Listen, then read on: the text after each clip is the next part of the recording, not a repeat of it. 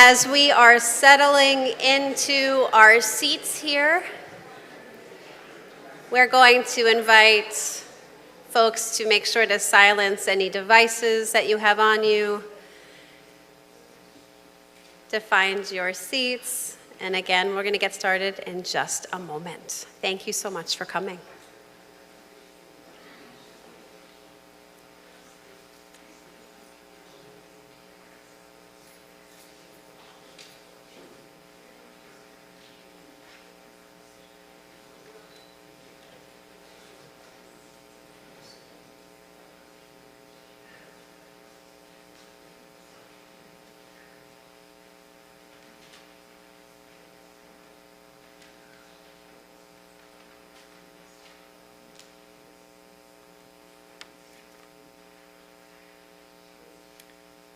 We begin with silence, the silence of death, the silence after destruction.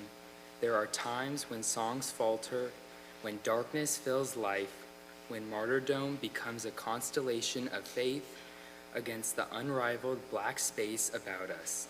There are no words to reach beyond the edge of night, no messenger to tell the full tale. There's only silence, the silence of Job, the silence of 6 million, the silence of memory. Let us remember them as we link our silences. And now we will have a moment of silence.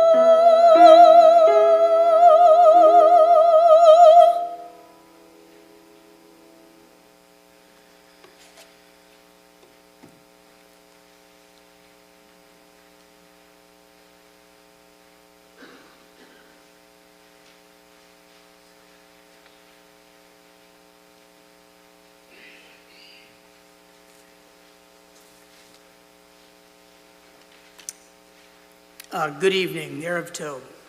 On behalf of the Contra Costa JCC and all the sponsoring organizations, thank you for joining us this evening in memory and solidarity.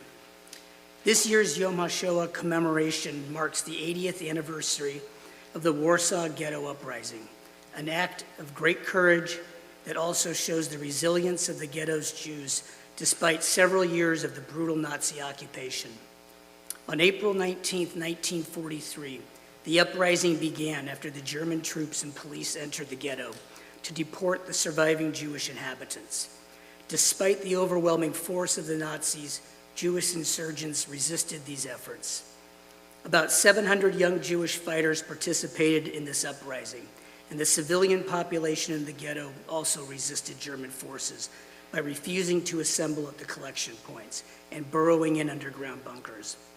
Although approximately 7,000 Jews died and nearly 7,000 were deported by the Nazis, the Warsaw Ghetto Uprising stands as the largest uprising by Jews during the war and the first significant urban revolt by any group of people in Europe against the Nazi occupation. The pain of the Holocaust did not diminish Jewish fortitude. On the evening of April 25th, just 8 days away, Jewish communities around the world will celebrate the 75th year of Israeli independence. The creation of the State of Israel was an act of resilience, with many leaders, even within David Ben-Gurion's inner circle, skeptical about the young country's chances for survival. There was real trepidation that the small Jewish population, many new immigrants, many Holocaust survivors would not be able to defend the country. Despite many casualties, there was determination to build the first Jewish nation in nearly 2,000 years, and that was achieved. Over the centuries, Jewish history has been marked by hundreds of thousands of acts of resilience. This evening, we will hear 5 stories from members of our community. We thank them for sharing their stories. Am Yisrael Chai.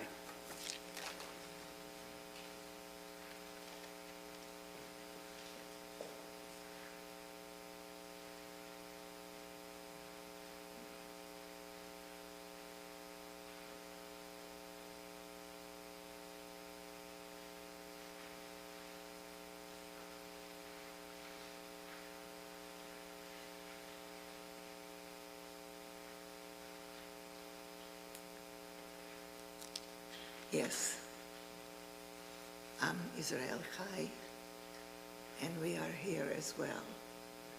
Nah, that's what we used to say. We are here, nah, to Hitler.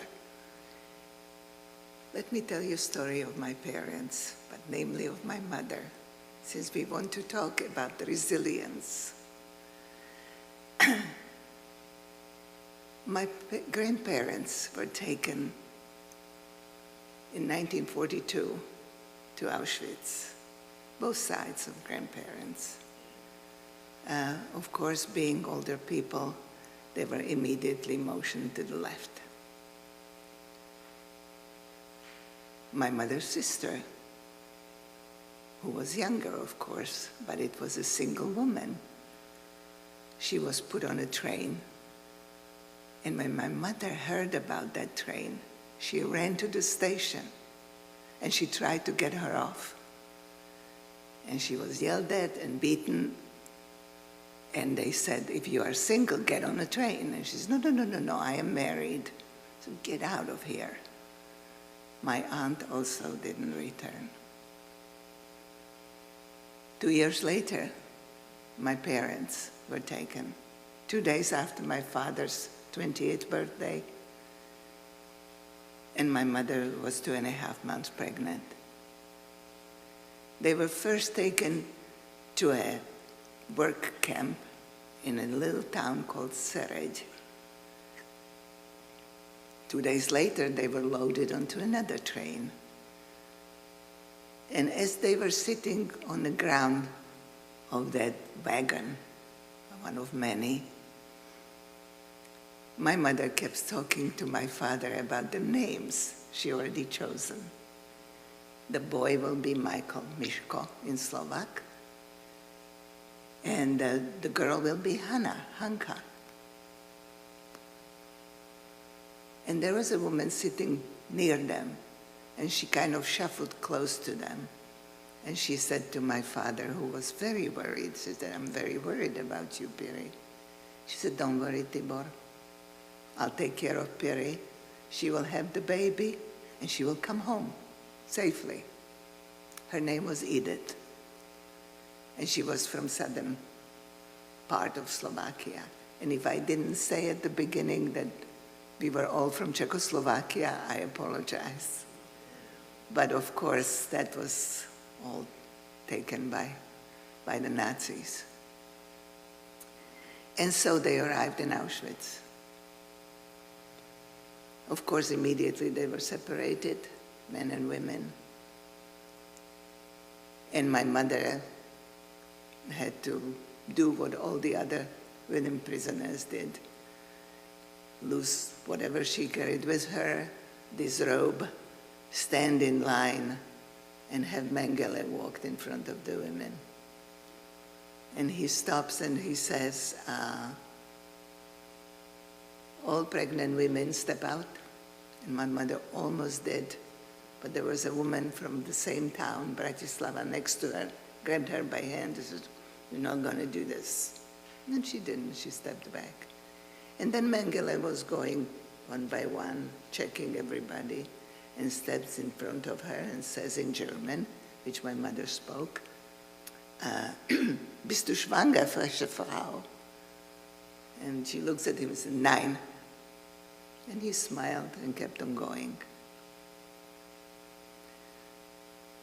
A day later, my mother was able to see my father last time in Auschwitz, across the barbed wire, and he told her, think only good thoughts. A week later, my mother was on the train again, together with able women, frische Frauen, and they were taken to Germany, to a camp which was near Dresden. The name of the town was Freiberg, and it was one of the satellite camps of Flossenburg. There they were tasked with making airplanes in a textile factory, what used to be a textile factory. Because my mother was given this coat dress in Auschwitz, even if she would have eaten and put on weight, nothing would be showing. So, thank you, Lord. That was one of the big lucky moments.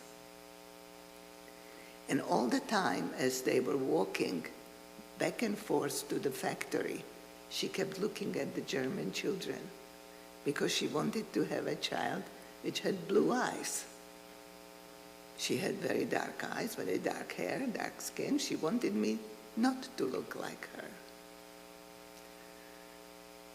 And so she was beaten. When she was late for appel, she told the German guards in German the fact that I was late. It's not going to destroy the Reich, and it's not going to kill Hitler. She got spanked and sent to stand in the appel. The other time, she was thrown some hammer at her on the floor where she was working on the wings of future airplane, which, by the way, as she told me, no airplane ever flew out of that factory. Thank God. And so came the day when accidentally one of the women saw my mother opening her coat dress, and so there was a little blip on her belly. They were not eating anything really. And started screaming, you're pregnant, you're gonna get us all killed. And the women guards came running into the barrack. And they said to my mother, also, bist du schwanger? Are you pregnant? And mother said, yes. Was willst du? What do you want? And she said, I've been standing all day long, 10, 12 hours. I would love a hot water for my feet. They brought her a bucket of hot water. And 2 days later, her child was born in a factory on the lower floor. And there were soldiers standing, and there were women standing. They were taking bets. If it's going to be a boy, the war will continue. If it's going to be a girl, the war will be over. It was a girl. less than 3 pounds. But she was stubborn. As my mother told me later in life, "You're so stubborn like your late dad." And I said, "Thank you." And at that time, she didn't know that she was going to come back alone. No parents, no in-laws, no husband, no sister. One sister came back from mountains where she was hiding. And of course, she immediately took care of my mother and me. I was sickly, what's to be expected, but I was stubborn. And my mom immediately decided that she needs to now earn for the whole family, both of us. And she went back to university to continue her studies, to be able to teach high school, gymnasium, high school, languages. That was her things. And she was incredible, and she continued. And my mother never ever felt sorry for herself. She was proud. When people were making some jokes about Jews, there was this one woman who said, "You know, when I'm ironing and things are not being right, those are Jews." This was her scarf. Whenever I talk about her, I have it on. I have it on some other times too, but she's with me here. She was very understanding. She was also my teacher at one point, and she was very, very strict. But students loved her. One day they brought her a ring, which now I have. She understood that I had to leave. Was very sad about it, but she came to visit me because in '68 I was expecting a child, and I said, I saw tanks and I heard shooting, and I said, no way am I staying here. Went to Israel. And so that was the new beginning. She came to visit. But she said, everybody speaks English. They don't need a teacher. She came to the States when I came. Everybody speaks English. They don't need me here. So that was my mother. She stayed by herself. She loved my father to the end. We never found out where he was killed, but it was on the death march from Gleiwitz, which was the satellite camp of Auschwitz. Which made me sad, because he wanted my mother to think good thoughts. But I don't think he did.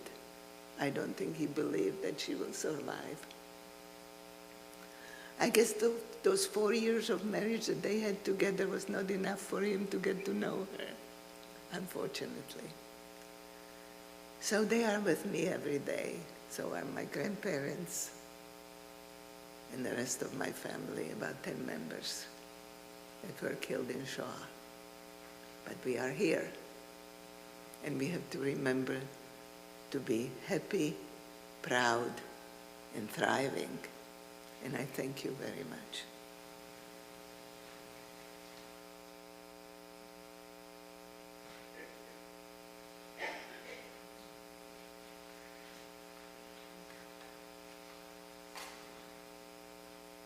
Like,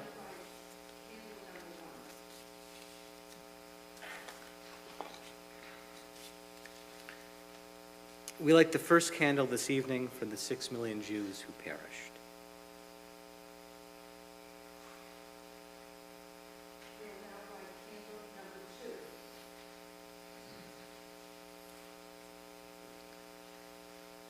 We light the second candle for the 1.5 million children whose lives were taken too soon.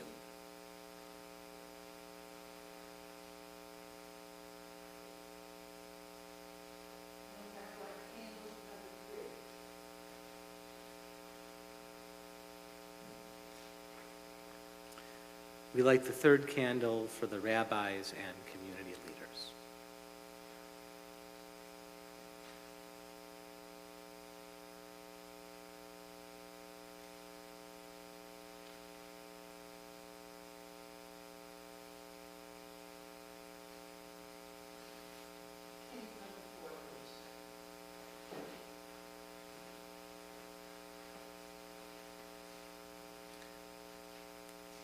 We light the fourth candle for the martyrs who resisted oppression.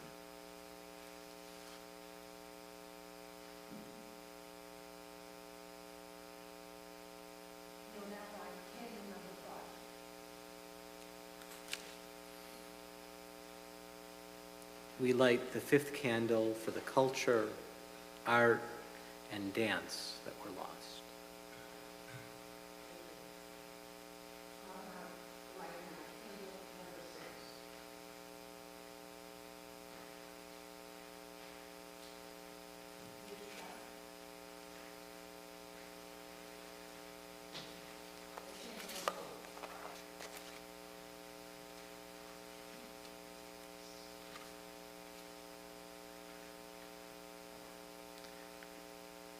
We light this candle for hope, that the future generations will live in a world without hatred, racism and bigotry, sexism, homophobia, and anti-Semitism, and that all will live in a world of peace.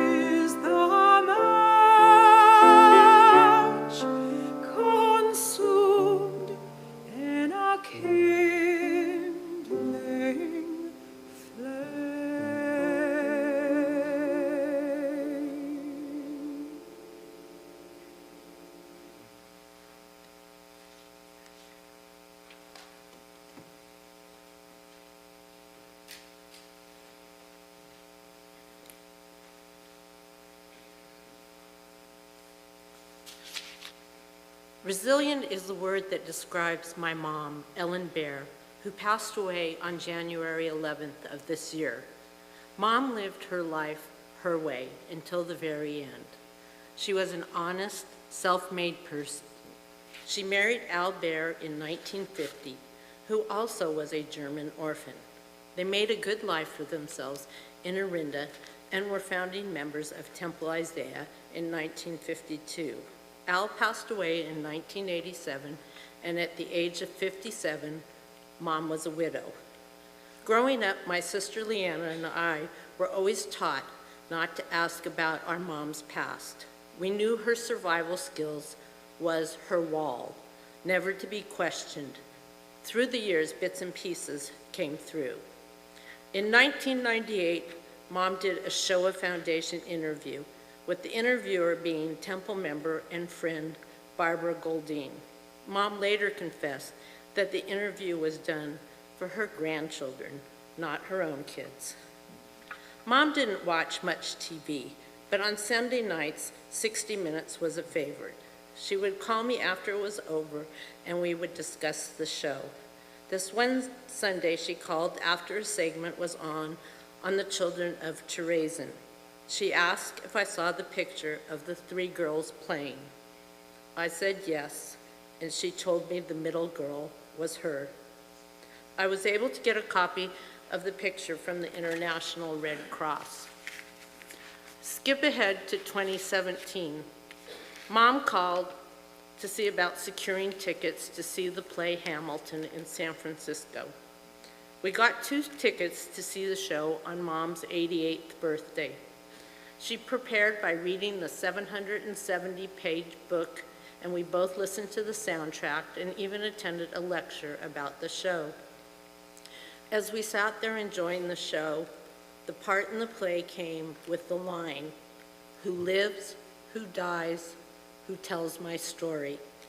Mom turned to me and asked, "Who will tell my story?" And I said, "I would." Mom gave us permission to tell the story after she had passed. My sister and I told her complete story at her celebration of life. This is a direct quote from her Hashoah interview, which sums up Mom's resilience. She said, "I made a deliberate point of trying to put an iron curtain between that time, being the Holocaust, and the present, because I am a survivor and I am going to live. And to just dwell on the past, especially the minutiae, the tiny little things, will absolutely do me no good. My childhood was taken away, and that's where it's at." Ellen was born in Cologne, Germany on May 31st, 1929, to Franz and Emmy Baumann, and joined Sister Hilda at their home. In 1934, the family moved to Holland and were taken by the Gestapo in November 1942 to Westerbroek. In the spring of 1943, the family was moved 545 miles in cattle cars to Theresienstadt near Prague. The children were separated from their parents, but they did get to see each other. While in Terezin, Ellen was afflicted by scarlet fever, which became the curse that saved her life. On September 29, 1944, Ellen entered the infirmary, never to see her family again. That same day, her father, Franz, was deported to Auschwitz. October 9th, her sister Hilda was deported, and October 19th, her mom, Emmy, left Terezin for Auschwitz. Mom spent a couple of months in the infirmary and returned to the dorms. On May 5th, 1945, Terezin was liberated by the Russians. Ellen and others spent a few days in a villa and then were on trains back to Eindhoven, Holland. Mom was aware her family was not present, but unaware of their fate. The conductor on the train asked her where she was going, and she responded she didn't know. By the time the train got to Holland, Mr. Arntz, the conductor, offered to take Mom to live with his family. She lived with them from June 1945 until February 1946. The Art family helped Mom find out about her family, and the International Red Cross found family in San Francisco for her to live with. This is just a brief explanation of the life of Ellen Baer, who experienced the worst of humanity and the best. Mom was an amazing, resilient woman that we could all learn so much from. I know I did.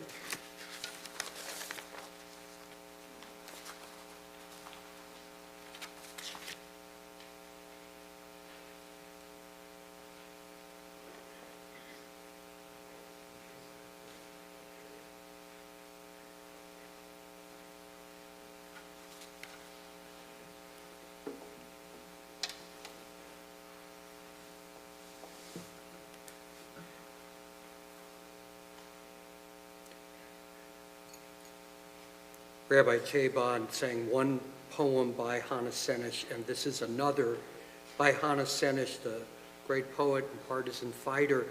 And you may be familiar with this melody, and I invite you to please sing along with me.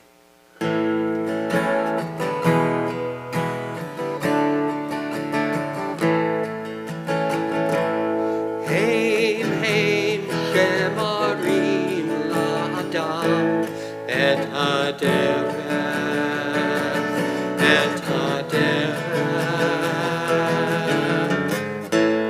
Heim, heim, shemarim la'adam et haderech.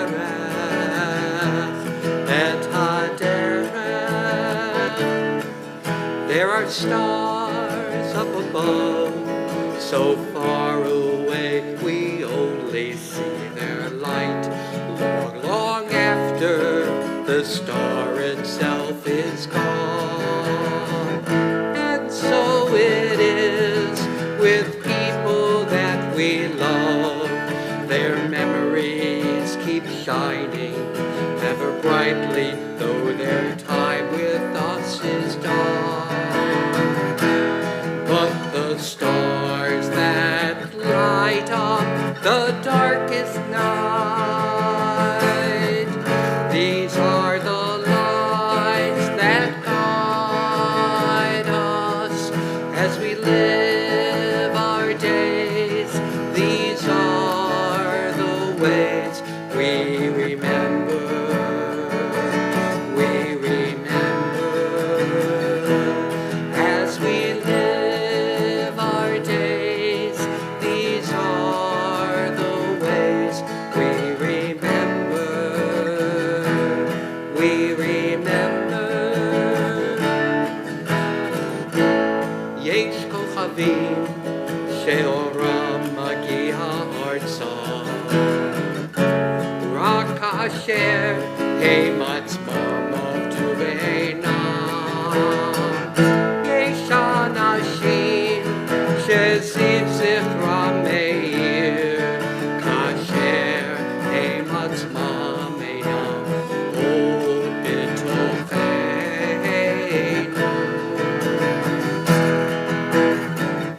Orot elem hamavikim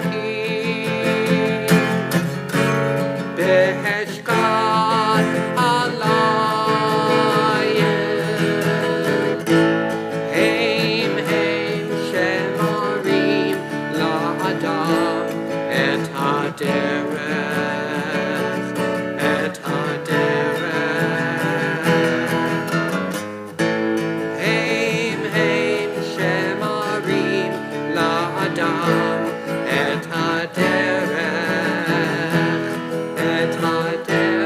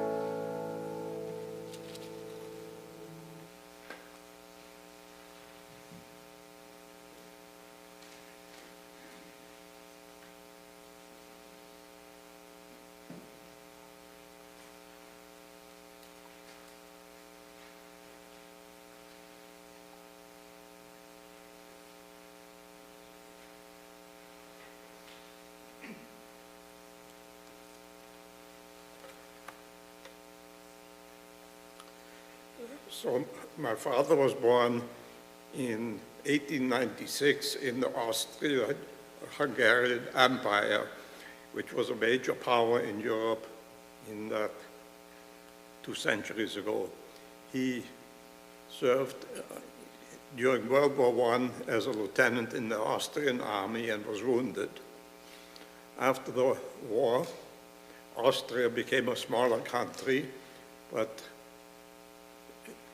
he was able to move before the war ended or after the war from the Czech Republic, what is now the Czech Republic, to Austria itself, to a relatively small town somewhere near Vienna. He was a remarkable person because he talked my mother into marrying him. And not only that, but got a loan from her father to open a business. He opened a retail store in a small town in Austria, Leoben, where I and my 2 brothers, who are twins, were born. And I guess we had a fairly comfortable life. I remember not liking to go to school on Wednesdays, because on Wednesdays, a Catholic priest came and taught religion, and I was excused because I was Jewish, but the class noticed who was Jewish and who wasn't, and pretty much had to run home after school to escape. Fortunately, I was never caught. Anyhow, after the Anschluss in 1938, the Germans took over, and shortly thereafter, my father was called into the police or Gestapo headquarters in Leoben. He was told that he should sign over some documents that someone owed him money. And he said, well, why would I want to do that? And he was told, well, if you don't, you'll on your way to Dachau. So he was glad to sign over that fortune. And not only that, but they also took his store, his everything, and we, as a final goodbye, he was told that he had to leave the country within, and I don't know how many weeks, which was easier said than done, because no country in the world would accept Jews unless they had money. And of course, we didn't have any money. So again, I don't know how he managed it, but he borrowed or begged or got enough money for the journey to Shanghai, China, which was the only place you could go with the only requirement of an inoculation against cholera or something. So we went by train from Austria to Italy. I remember chasing pigeons in Venice. And then we took ship from Genoa, went through the Mediterranean, through the Suez. The ship landed in Bombay, India, stayed there for a day or two. My father, again, being enterprising, had found out that there's a relatively wealthy Jewish man living there. He took us kids, and he pretty much threatened the guy with, his kids are going to starve unless you give me some money. So he got a little bit of money. I think it was 10 English pounds, which doesn't sound like much, but at that time it was a considerable amount of money. We got to Shanghai, were met by a committee of, there were actually 2 Jewish communities in Shanghai, a Russian community and a Sephardic community. The Sephardim, some of them were very, very wealthy. Anyhow, my father, again, in his enterprising way, talked one of the Russian Jews into renting us an apartment and lending him money to open a retail store. Oh, I skipped one episode. Before we left Austria, someone told him, listen, you're a merchant, they don't need merchants. The Chinese are very good merchants. You need to learn to do something. So he enrolled in a course on making soap, which took a few weeks, and he was very proud. He brought home some bars of soap and he put them on the shelf. And a few days later, the soap started disintegrating. The soda came, it looked like it was growing a beard. So he went back to his instructor and he says, look at this. And the instructor says, Mr. Gehrig, this soap isn't for washing, it's for selling. So he didn't become a soap businessman. Anyhow, we moved to the French concession in Shanghai. We're doing fairly well. We lived in a very small apartment. Eventually, an uncle or cousin of my mother's and his new wife moved in with us and for a few weeks, and we were doing pretty well. I went to a Jewish school. The curriculum was in English. I also remember being sent home on a number of occasions because my father forgot to or was unable to pay for the tuition. When the Pacific War started, the Japanese, of course, were allies of the Germans, and after some time, the Japanese, who were actually, before the war, very hands-off, issued an edict saying that any Jewish stateless people who arrived after a certain date had to move into the designated area, which was the ghetto. So my father again lost whatever he had built up. We moved into the ghetto, opened up another store, and we existed. My mother developed tuberculosis while in Shanghai.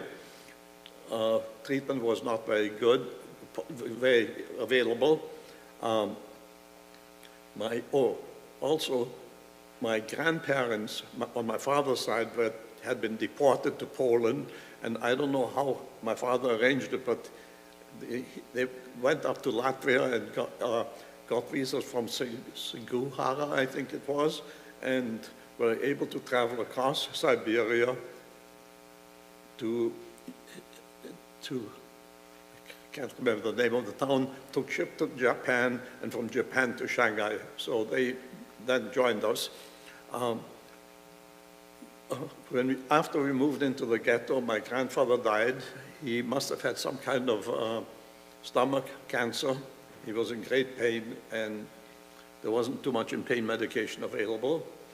In 1945, the ghetto was bombed by American B-17s.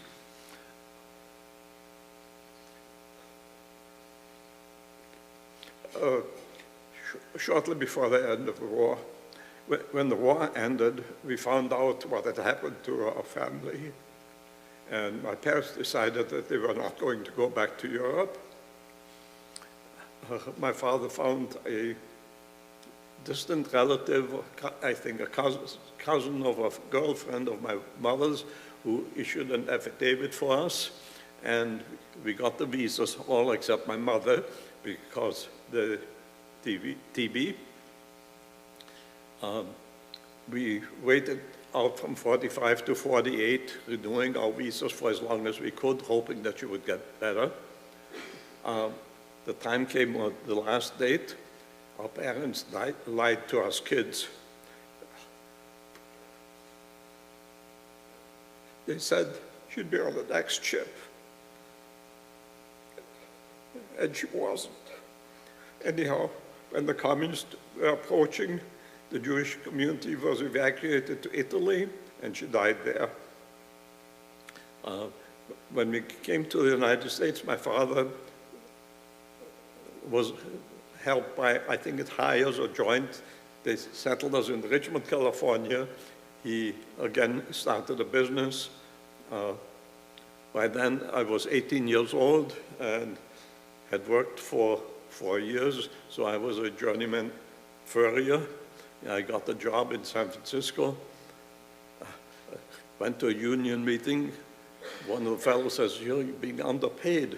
So when I went to work the next morning, I told my boss I'm a union member now, and I deserve whatever amount. He says, oh, no, you don't, you're fired. So that was my union experience. I found another job, this time kept my mouth shut, and eventually married my wife, went to night school, graduated from college, and raised 3 kids, and here I am.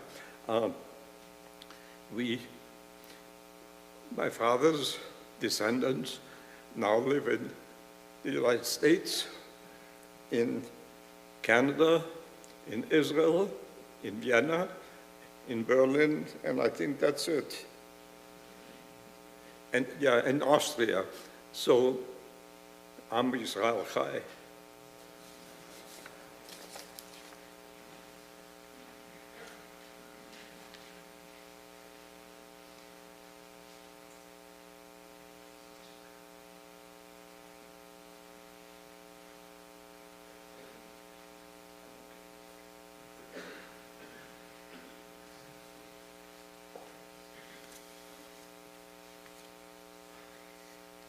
Let there be perfect rest for the souls of the 6 million who died as Jews in the flames of the Shoah. Let there be perfect rest for the countless millions who died because of race, religion, or nationality, political affiliation, or sexual orientation. Hold them close to you forever. Seal their souls for everlasting life in the shelter of your presence. For you are their eternal home. And together we say, Amen.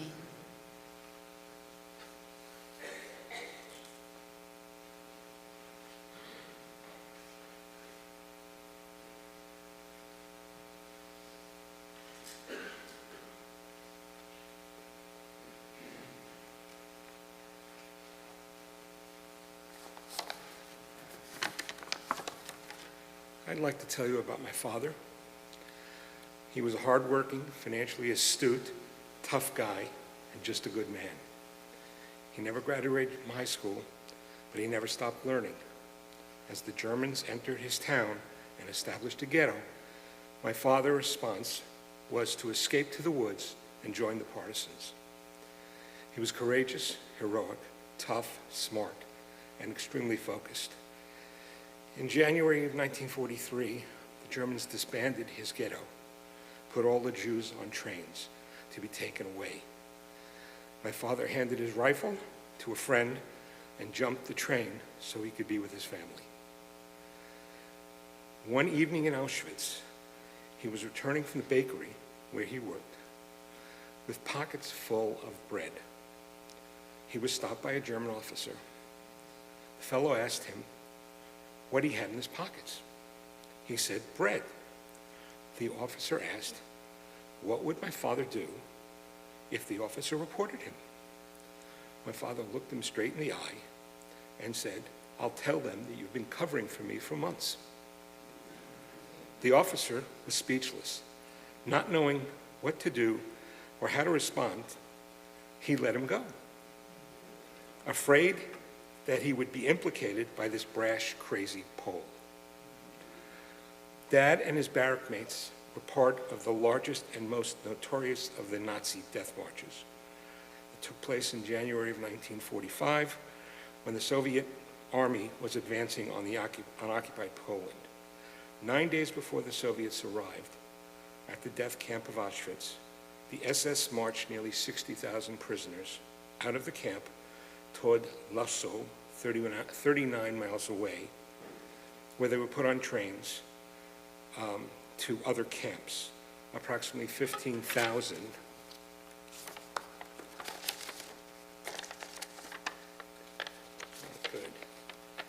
15,000 members of that crew died. during the march.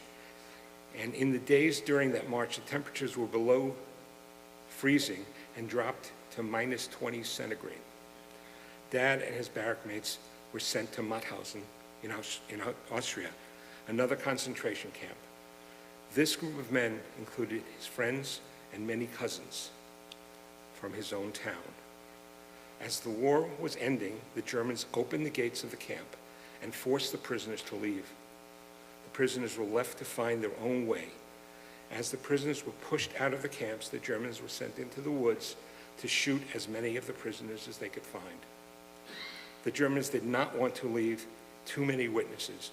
It seems that the morning after the prisoners were released from Mauthausen, Dad went to a farmer and wrangled some flour, butter, eggs, and returned to the camp, set up a field kitchen. It seems some rocks and a piece of sheet metal make a functional cooking surface.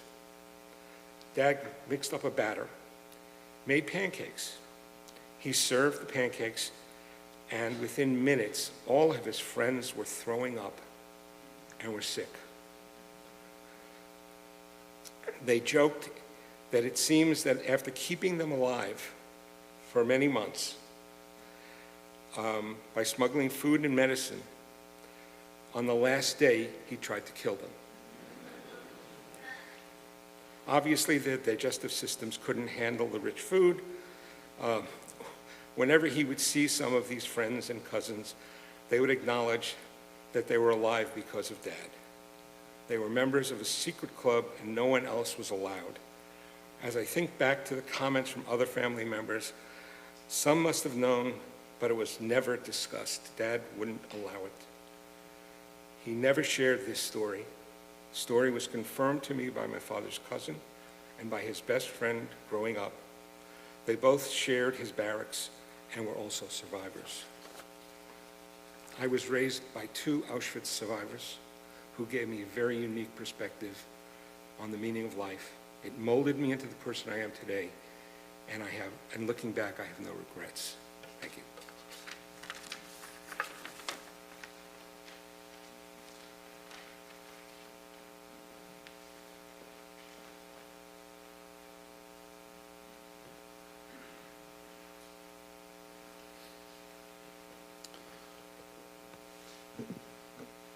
I want to acknowledge that for countless years, Gina Rosnow and Susan Wallach created a beautiful tableau of flowers and candles, a piece of art to be appreciated by this community.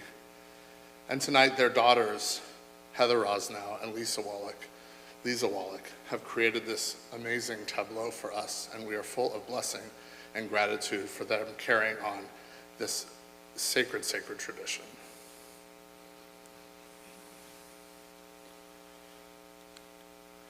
Please rise as you are able.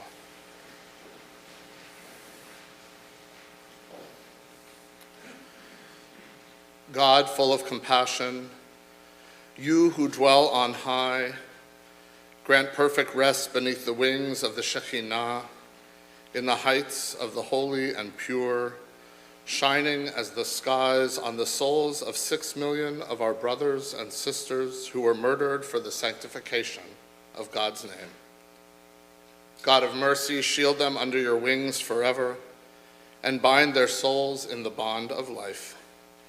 God is their inheritance, and they shall rest in peace in their resting place. And we say, Amen.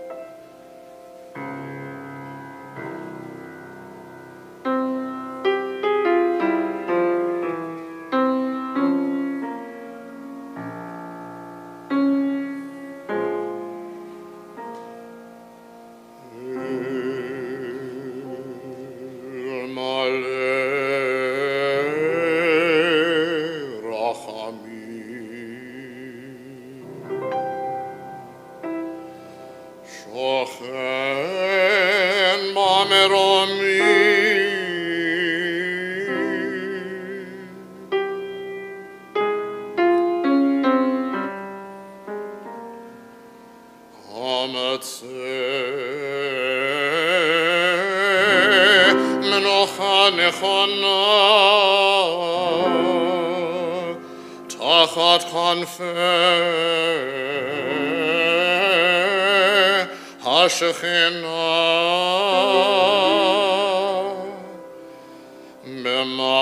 במעלות קדושים וטהרים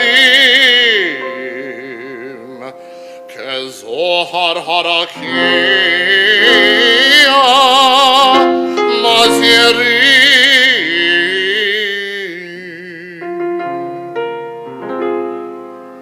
את נשמת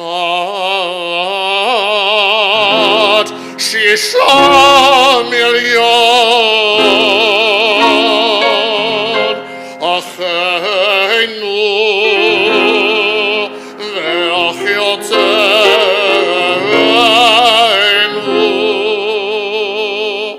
שנהרגו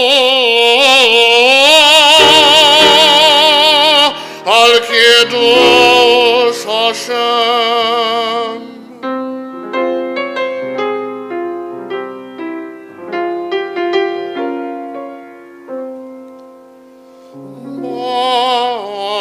בעל הרחמים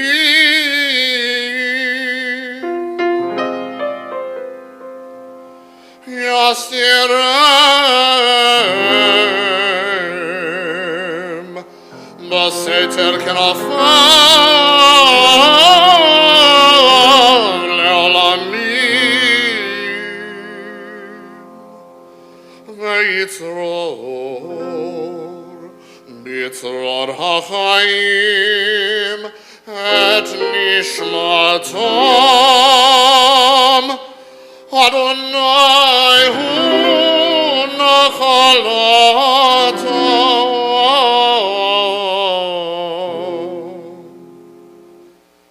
וינוחו בשלום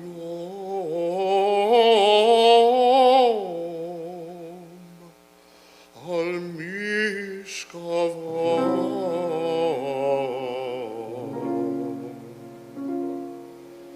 ונאמר אמן.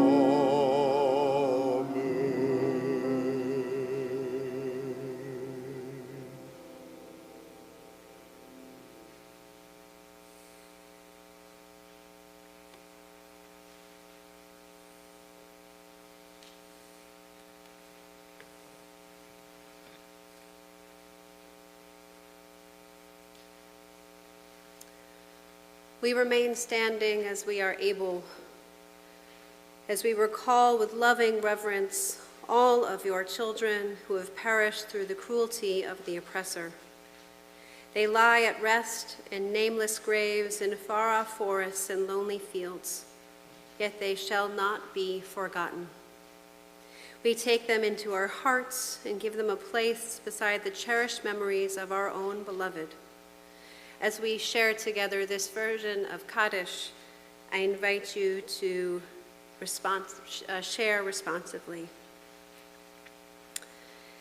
Yikadal v'yikadash Auschwitz, Shmei Rabbah, Ve'alma divrach reuteh, V'yamlich malchuteh, V'chayachon uv'yomechon uv'chayeh dekol Beit Yisrael, Ba'agala u'izman kariv, V'imru, Yehei Shmei Rabbah mevarach le'alam u'lamei almaya, Yitbarach v'yishtabach v'yitpa'ar, v'yitromam v'yitnaseh, v'yithadar, v'yitaleh v'yithalal, Shmei Dukudashah, La'ela min kol birchata, V'shirata tushbechata, V'nechamata, Damiran ve'alma, V'imru. Amen. Please be seated.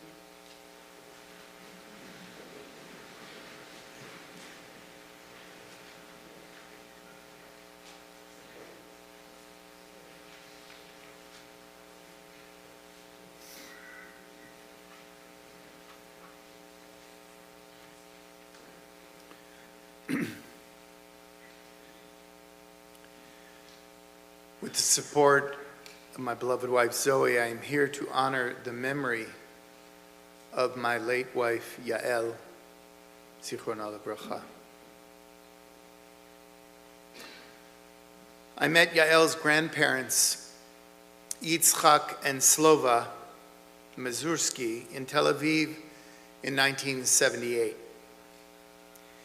Yitzchak was 98, Slova was 96, and they had been married for 80 years. They were remarkable, resilient souls who had lived through unimaginable challenges in that netherland between Poland and Russia. They were merchants, and they made a good living. During the Second World War, when Nazi Germany broke the non-aggression pact with Russia, Slova and Yitzchak were trapped between the iron fist of Stalin advancing from the east and the brutal boot of Hitler marching from the west. To their great fortune, the Soviet army arrived just ahead of the Nazi onslaught. The people of Yitzchak and Slova's small village were told that they had 20 minutes to pack whatever they could carry before they were to be evacuated. Yitzchak wanted to take their valuables, jewelry, gold, and whatever might have the greatest trade value wherever they were to be taken. Slova began rounding up the sacred objects, like their smallest pair of Shabbat candlesticks. Suddenly, Slova looked Yitzchak in the eyes and said, "What are we thinking?" She directed Yitzchak and the children to put on as many layers of clothing, as many coats as they could manage, and she went into the dry pantry, bringing out bushels of potatoes. Quickly, she asked the children to begin filling every available pocket with potatoes. In addition, she grabbed some burlap bags and began filling them with potatoes. She and her husband and children took all the sacks of the potatoes they could carry. Before the family could begin to catch their collective breath, they were loaded into troop trucks by the soldiers who barely took notice of them. The trucks took them to train cars. Then, after long trips, they boarded wagons and had many subsequent days of long walks and short, sleepless nights. This was how the family was transported from Eastern Europe all the way across the Ural Mountains and taken to the far eastern frozen region of Siberia. It was a miracle that they not only managed to stay together, but ate boiled, mashed, fried when there were bits of oil, and roasted potatoes to survive. When they were interned in a labor camp outside of Vladivostok, the other inmates there were hungry and subsisting on the most meager of diets. When the members of the camp saw that these latest arrivals had sacks and seemingly endless pockets full of potatoes, they were jubilant. When they asked to share in this food, Slova asked them one simple question. Was anyone starving at that moment? Well, not exactly starving, came the chorus of voices. But certainly, this great bounty was to be shared. Slova's refusal was unequivocal. The people were outraged, and it almost came to blows.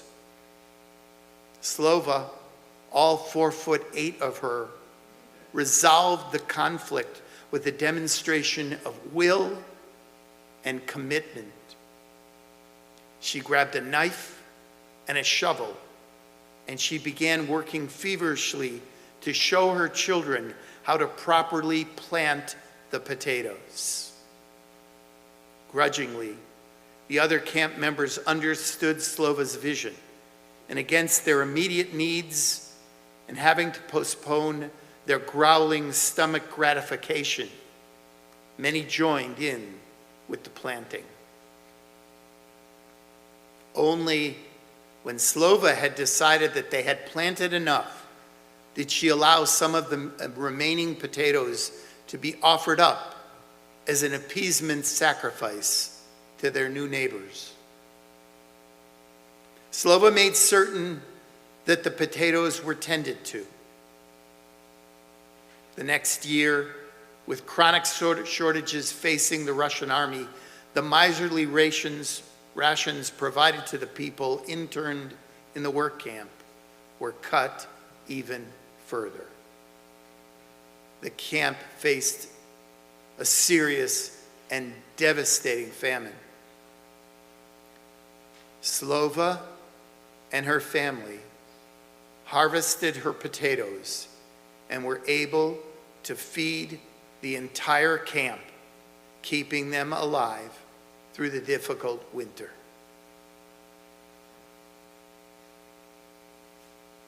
After the war, Slova and her family made their way back to Poland, where their daughter Chaya met and later married Eliyahu Lieberman.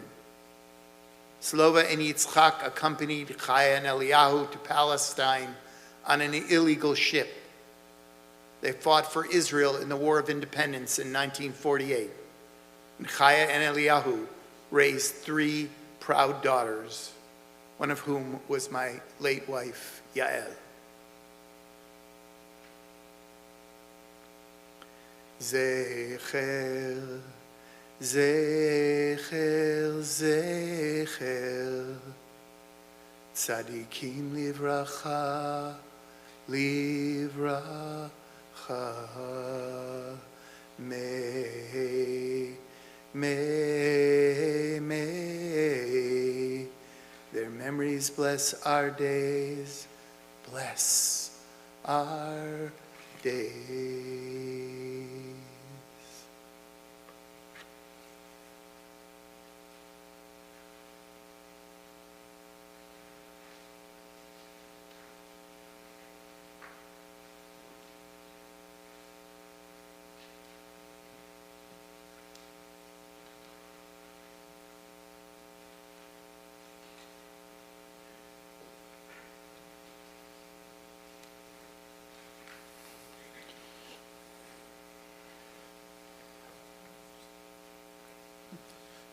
We conclude with another setting by Hannah Senesh. Before we conclude, on behalf of all of the communities and all of the clergy, we especially want to thank Riva Gambert for all of her efforts in coordinating our speakers and this whole service. We're incredibly grateful, Riva. Thank you.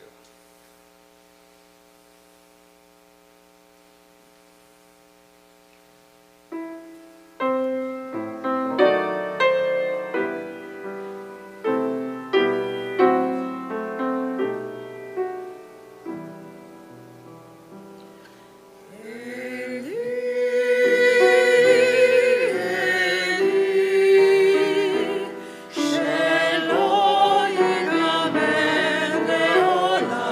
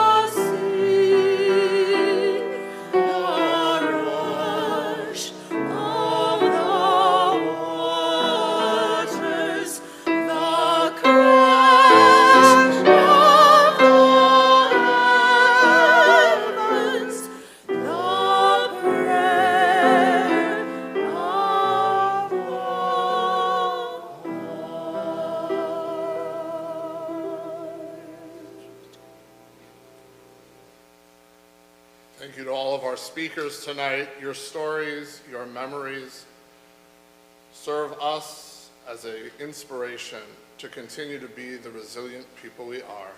Am Yisrael Chai and Erev Tov.